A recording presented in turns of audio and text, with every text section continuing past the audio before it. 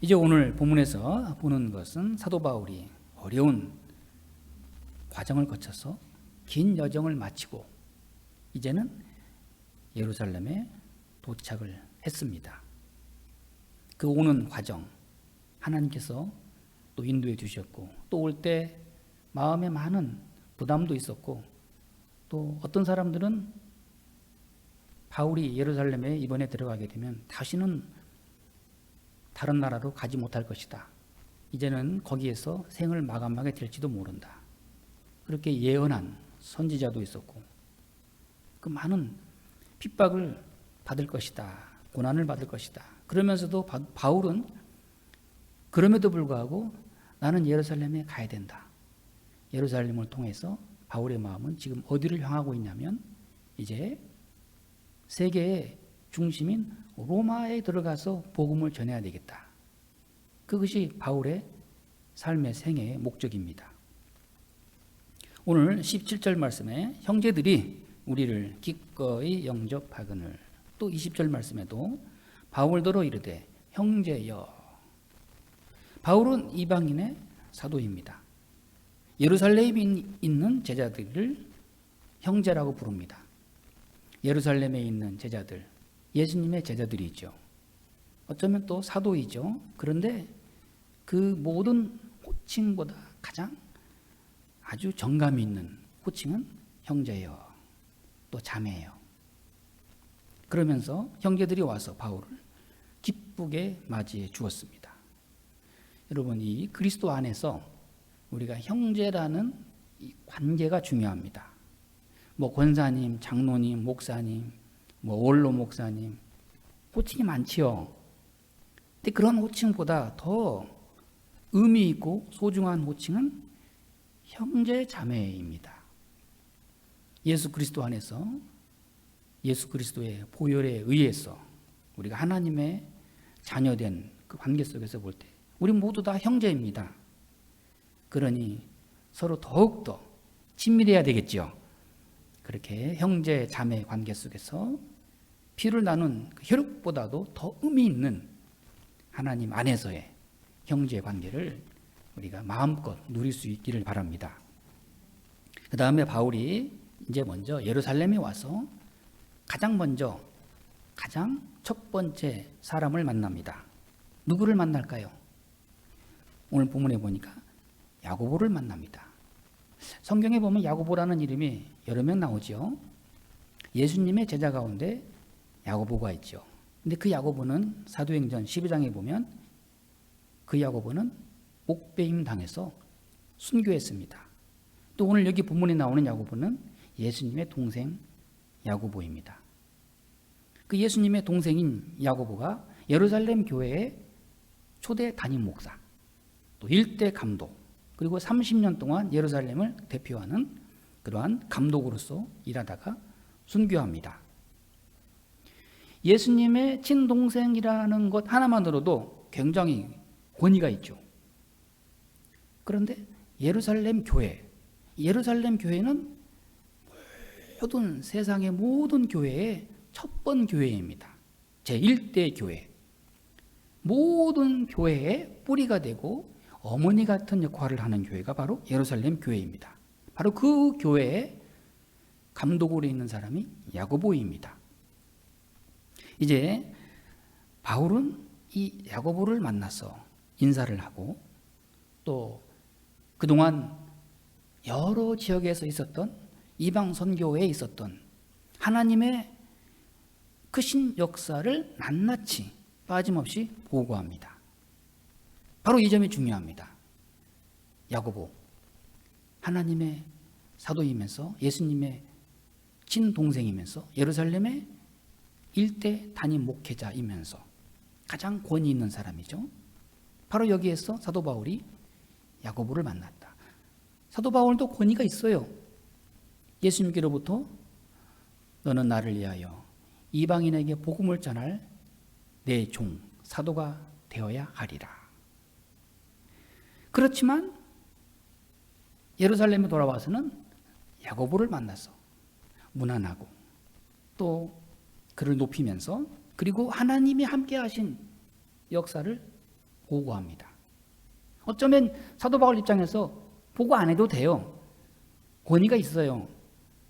낱낱이 이렇게 자세하게 내가 여기서 이런 일을 했고 여기서 이런 일을 했고 하나님이 이렇게 역사하셨고 보고 안 해도 되지만은 바울은 그렇게 하지 않고 신앙인의 선배가 되는 야고보를 존중하면서 또 그에게 철저하게 보고합니다. 이것이 중요한 것입니다. 우리 신앙생활 속에서 그렇게 형제요 자매요. 옛날에 초대교회의 이 주인과 노예가 이제 한 자리에서 성찬식을 향하고 또 예배를 드리면서 그 순간에는 다 형제요 자매요. 그러면은 종으로 있는 사람으로서는 기분이 좋겠죠. 그 집에 가면 주인이 그냥 종이라고 그냥 부려먹고, 그런데 교회만 오면은 다 형제 자매예요. 우리나라도 초창기에 그러지 않았습니까? 머슴과 주인이 함께 예배를 드리고, 그래서 우리나라의 이자익 머슴이 그 김제 어느 교회에서 이제 장로 선출을 하게 되는데, 당연히 주인이 표를 많이 얻어서 장로로 선출될 줄 알았더니 그 집에 머슴이 장로로 선임이 됐어요. 표가 많이 나와가지고. 그러니까 주인보다 이 머슴 이자익 형제가 더 존경을 받고 더 인기가 많아서 그 교회의 초대 장로가 되고, 그 종도 훌륭하지만은 주인도 훌륭해요. 그 종을 정말 장로님으로 잘 대접하고 섬겨서 나중에는 평양 신학교에 보내고, 그리고 다시 나중에는 그 교회의 담임 목회자로 초청을 하게 됩니다. 훌륭하지요? 이것이 바로 형제 자매예요. 그리스도 안에서는 뭐 세상적으로 너는 가난하고 나는 부자고 나는 주인이고 너는 머슴이고, 그건 다 세상에 나갔을 때 이야기지, 그리스도 안에 있을 때는 다 형제가 되는 겁니다. 자, 그런 의미에서 사도 바울은 겸손하다 하는 것을 우리가 배워야 됩니다. 바울은 그만큼 자기를 내세우지 않고 그렇게 야고보를 높였고 또 철저하게 보고하고 있습니다. 보고의 내용은 이것입니다. 오늘 말씀에 하나님이 자기의 사역으로 말미암아. 얼마나 하고 싶은 말이 많겠어요. 그동안에 그 낯선 곳에서 그 낯모르는 그 사람들을 많이 만나서 고생도 많이 했지만은 죽을 위험도 많았어요. 끌려 들어가서 죽도록 매를 맞아서 의식을 잃어버릴 때도 있었고, 또 어떤 사람들의 간계와 유대인들의 시기 질투로 인해서 정말 집요하게 사도 바울을 어떻게 하면 잡아들일까 죽일까 공모하는 사람들이 얼마나 많았는지 하고 싶은 얘기가 많죠. 그것뿐만이 아니잖아요. 사도 바울이 가는 곳마다 하나님이 함께 하셔서 병자를 고치기도 하고, 심지어는 사도 바울의 그 앞치마라도 그림자만 지나가도 병자가 낫고, 이래서는 기적이 많잖아요. 그런데 사도 바울은 그건 다 둘째 문제고, 그건 중요한 게 아니고 하나님이 자기의 사역으로 말미암아 이 모든 일에 하나님이 역사하셨다. 이거 중요한 겁니다.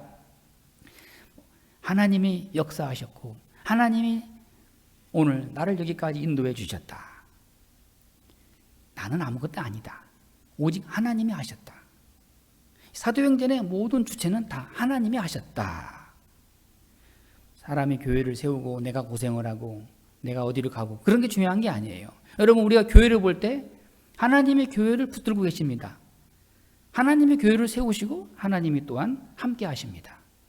그러니까 교회를 보면서 우리는 하나님을 봐야 되고 하나님의 역사를 찬양해야 됩니다. 교회에 누가 헌신하고 누가 봉사하고 누가 섬기고 중요하지요? 그런데 하나님의 역사 가운데 있으면은 그건 별로예요. 그 모든 것 중에 가장 첫째는 하나님이 하셨다. 바울은 이렇게 야고보에게 또 예루살렘 장로들에게 보고하고 있습니다. 그러면서 바울은 또 한편 하나님이 하신 일을 보면서 거기에 자기가 하나님 은혜 가운데 쓰여졌다는 것을 더불어 함께 보고하고 있습니다. 하나님의 이 큰 역사 가운데 나의 수고와 나의 헌신과 나의 봉사가 있었다. 나의 눈물의 기도와 또 내 섬김이 있었기에 하나님이 여기까지 나를 인도해 주셨다.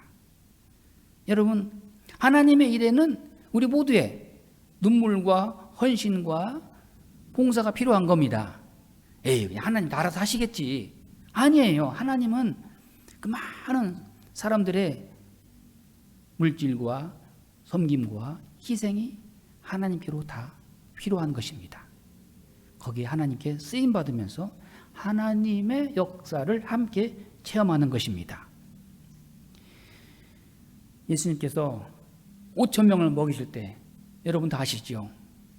그 많은 사람들을 다 굶겨서 보낼 수는 없고 그때 그 어린아이의 손에 있는 도시락, 물고기 2마리와 보리떡 5개, 아주 적은 양이지만 예수님은 오 하나님 감사합니다. 그리고 축사하시고 감사기도 하시고 그 오병 이어의 기적, 주의 놀라운 역사 가운데 그 많은 사람들이 일시에 배불리 먹지 않습니까? 바로 이와 같이 누군가의 작은 헌신이 있을 때, 수고가 있을 때, 봉사가 있을 때, 희생이 있을 때 그것을 통해서 하나님은 놀라운 역사를 이루어 놓으시는 분이십니다. 이제 사도 바울은 보고하고 있습니다. 이방 가운데 하신 일, 이방인들이 예수님께로 돌아온 일을 보고하고 있습니다. 이제 이 보고를 듣고 야고보와 장로들은 어떻게 반응합니까? 오늘 말씀 보니까 하나님께 영광을 돌리고, 이게 뭡니까? 할렐루야죠. 여러분 할렐루야 많이 하세요? 저는 문자를 보내거나 어디 전화를 하거나 그럴 때 그런 분들이 많아요. 할렐루야. 그것은 자기 자랑이 아니에요. 하나님께 영광입니다. 하나님께 영광을 돌립시다. 그런 뜻이죠. 그래서는 오늘 사도 바울의 이 철저한 보고 가운데 모든 사람들이 다 하나님께 영광, 하나님께 영광을 돌리고 있습니다. 우리가 모든 하나님의 일을 보면서 하나님께 영광을 돌리는 우리 모두가 되기를 바랍니다. 그러면서 이방인들은 예수 그리스도를 영접했고 믿었고 세례를 받았다. 그런데 문제는 이 유대 사람들이 지금도 그렇지만 절대로 이방인들은 그리스도를 영접하지 않을 것이다. 그런 편견이 있었습니다. 그렇지만 사도 바울은 이방인들이 구원을 받았습니다. 세례를 받았습니다. 그리고 오늘 이렇게 여러분에게 보고하고 있습니다. 자, 이렇게 이방인들이 하나님께로 돌아온 것을 보고할 때 여기에 함께 기뻐하고 하나님 영광을 돌리고 있는데, 이것을 한마디로 우리가 생각해야 할 것은 하나님께 가장 큰 영광이 되는 것은 뭐겠습니까? 무엇일까요? 영혼 구원이지요. 영혼 구원. 그거보다 더 큰 영광은 없어요. 첫째는 내가 예수님을 믿은 것 자체가 영광이지요. 그리고 나와 더불어 나로 인하여 함께 하나님을 믿고 구원에 이르는 바로 그것이 하나님께 영광입니다. 어떤 분은 그런 말을 했습니다. 우리가 천국에 가면은 3가지 놀랄 것이 있다고. 첫째는 내가 예수님께 하나님 나라에 왔다는 것 자체가 놀라운 일이고, 두 번째는 그 사람은 꼭 하늘나라에 올 사람이 아닌데 나보다 먼저 와 있어요. 할렐루야죠? 그 사람은 절대로 예수님 믿을 사람이 아니에요. 근데 보니까 천국에 와 있어요. 별로 안 놀랐어요? 그런데 더 놀랄 것이 있어요. 그 사람은 반드시 꼭 올 사람인데 천국에 가니까 없어요. 그래도 안 놀라실 겁니까? 이게 더 놀라운 일이죠. 아니 그렇게 그분은 틀림없이 하나님 나라에 가실 분인데, 반드시 계실 분인데 가서 보니까 없어요. 그러면 안 되겠죠. 어쨌든 영혼 구원, 나로 인해서 우리 교회를 통해서 예수님을 믿고 하나님께 구원받고 하나님의 자녀가 되었다. 할렐루야. 이것이 영광입니다. 이방 사람들이 예수님 믿었다는 소식을 듣고 예루살렘에 있는 사람들이 하나님 영광을 돌리고 있습니다. 그와 같은 구원의 기쁨, 그 영광, 우리 교회 가운데 우리의 기도 가운데 있기를 바랍니다. 근데 문제가 있습니다. 20절 말씀 보시면은 형제여 그대도 보는 바에 유대인 중에 믿는 자 수만 명이 있으니, 이건 좀 무거운 말입니다. 여기에 문제가 있다, 이렇게 야고보가 말하고 있습니다. 자, 이 수만 명, 한두 명이 아니에요. 이 지금 예루살렘에 수만 명이 지금 있는데 이 사람들이 아직도 유대교의 율법에 매여 있는 사람들이다. 그리고 하는 말이 이제 사도 바울 여기 예루살렘에 왔으니 가만두지 않을 것이다. 그러면서 이 본문에 말씀하기를 이 수만 명이 되는 사람들은 다 율법의 열성을 가진 자라. 아주 극렬한 지지자들, 아주 이만큼도 타협이 없고 양보도 없는 철저한 율법주의자들. 이 사람들은 예수님을 믿기는 믿어요. 그런데 여전히 구약의 율법 중심이고, 여러분 그거 아십니까? 이스라엘 사람들은 예수님보다 더 중요시 여기고 높게 여기는 사람이 모세예요. 모세가 신에서 난 율법을 받아서 우리에게 이렇게 철저하게 전수해줬다. 이게 모세를 그만큼 높이는데 이게 문제입니다. 그러면서 이 수만 명이 되는 사람들은 믿기는 믿는데 철저하게 율법 중심이고, 할례를 소중히 여기고, 안식일을 철저하게 지키고, 철저하게 절기를 지키고, 모세 중심의 이 파들, 이 사람들이 아직도 마음을 열지 못하고 사도 바울만 기다리고 있습니다. 오기만 와봐라. 내가 가만두지 않겠다. 왜 그럴까요? 이 수만 명이 되는 사람들이 사도 바울이 여러 이방인의 나라에 복음을 전할 때 사도 바울이 복음을 전하면서 이런 말을 했다 하고 오해하고 있는 사람들입니다. 어떤 말을 했다고 오해하고 있냐면 오늘 본문에 보았잖아요. 21절 말씀에 내가 이방에 있는 모든 유대인을 가르치되 모세를 배반하고 아들들에게 할례를 행하지 말고 또 관습을 지키지 말라, 이런 말을 했지. 이렇게 사도 바울을 신문하고 있습니다. 사실은 사도 바울이 이런 말을 한 적이 없어요. 유대 사람들은 반드시 할례를 받아야 하고 이방 사람들은 할례를 받지 않아도 됩니다. 다만 목매어 죽인 것과 피채 먹는 것을 피하십시오. 음행을 피하십시오. 이렇게 결의했고 그것을 철저하게 지켰고 또 전파했습니다. 그런데 어떻게 이렇게 와전돼서 헛소문이 돌고 돌아서 예루살렘에 있는 수만 명이나 되는 유대파들이 철저하게 바울을 오해하고 있습니다.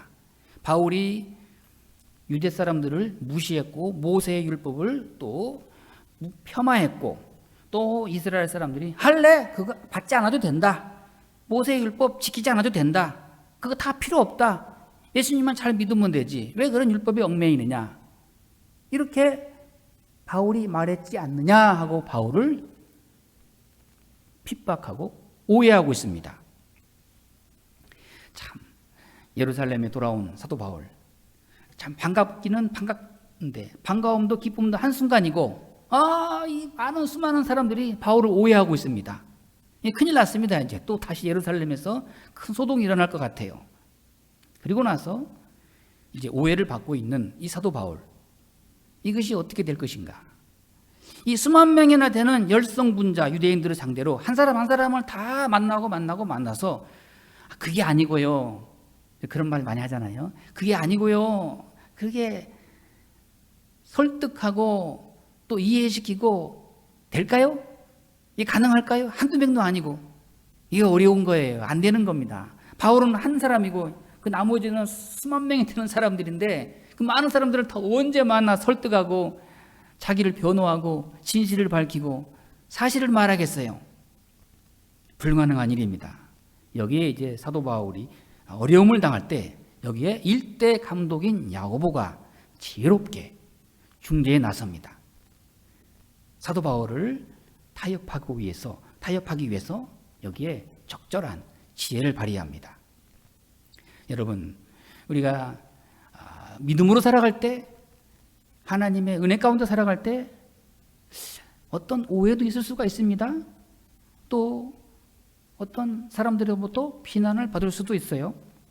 그런데 중요한 것은 그때마다 자꾸만 그게 아니고요 해명하려고 하다 보면 더 꼬이는 거예요. 어떤 문제에 대해서, 오해에 대해서 어떤 시간이 지나야 이것이 풀려지게 돼 있습니다. 자, 중요한 것은 오늘 본문의 말씀을 보게 되면 이제 야고보가 바울에게 타협안을 제시합니다. 바울 선생, 당신은 아무 잘못이 없습니다.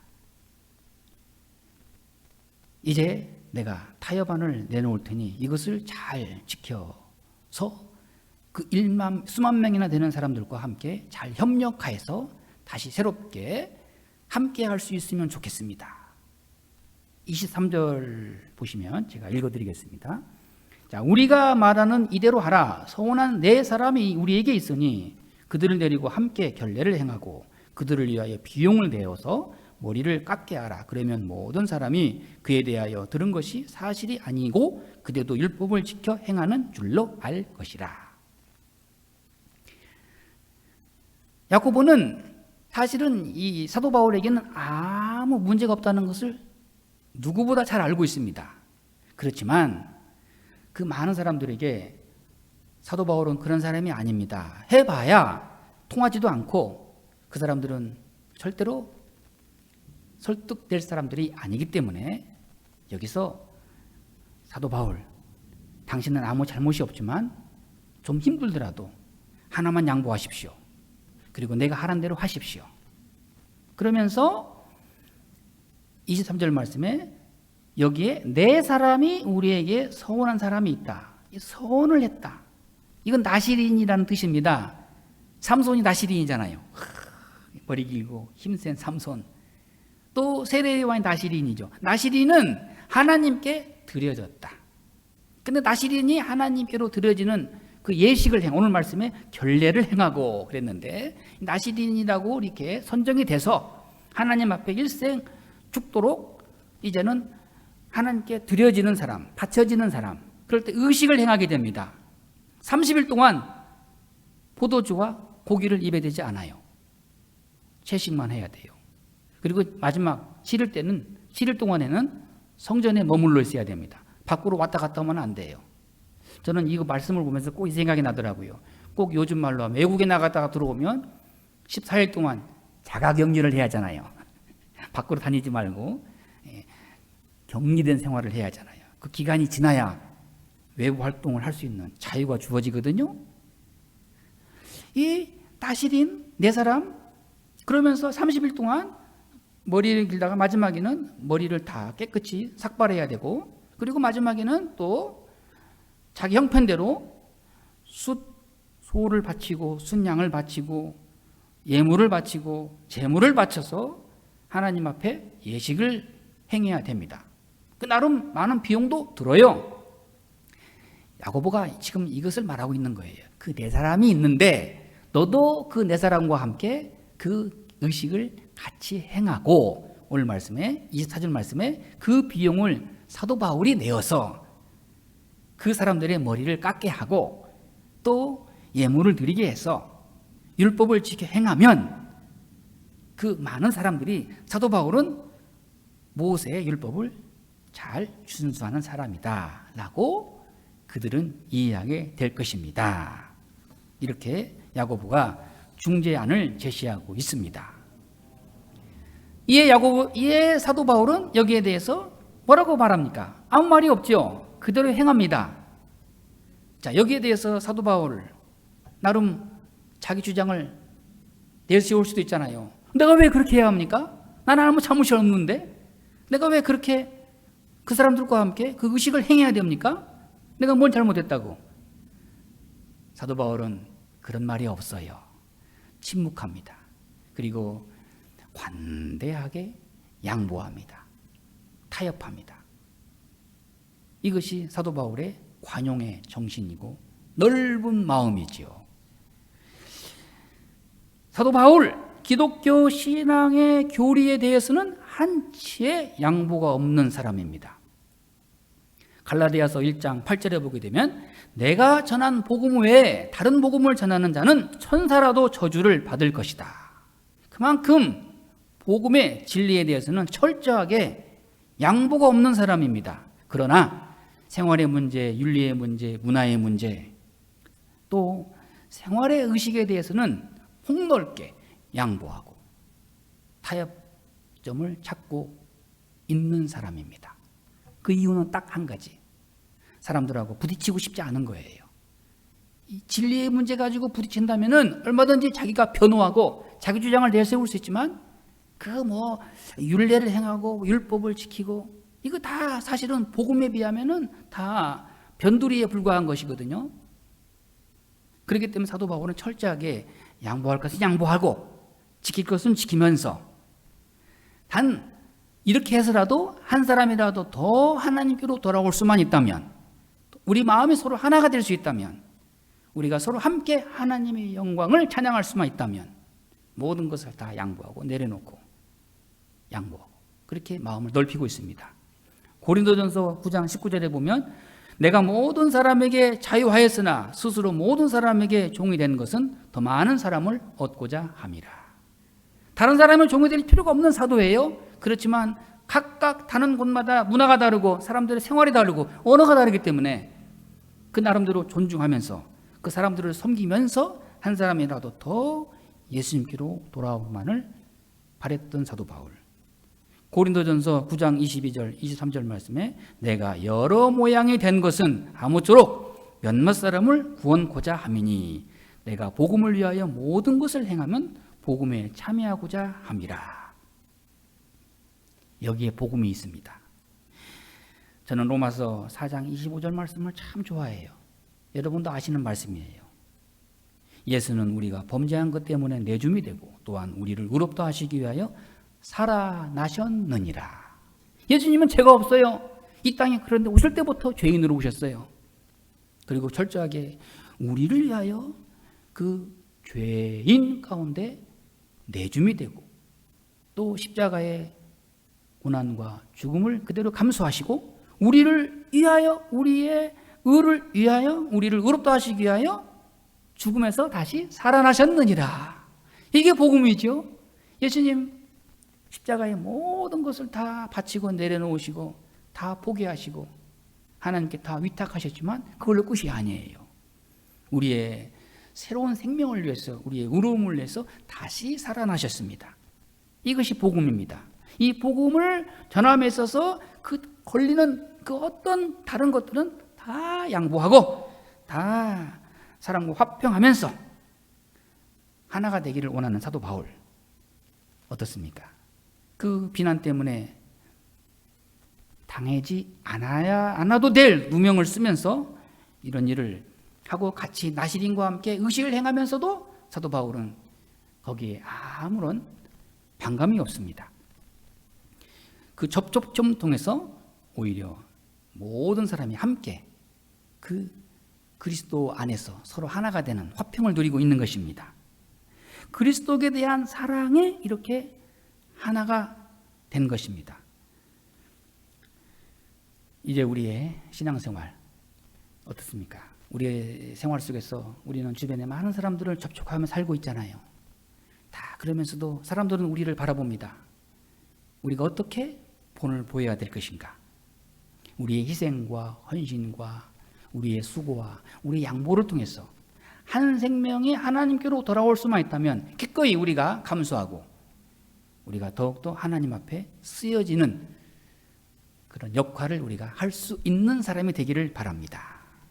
사도 바울은 이렇게 잠깐 오해를 받는 가운데서도 그가 이런 결례를 행함으로 인해서 그 일을 과정을 통해서 그리고 그 다음에 오는 공의와 진리와 진실이 깨끗이 드러나고 있다는 것을 그는 자랑스럽게 여기고 있습니다.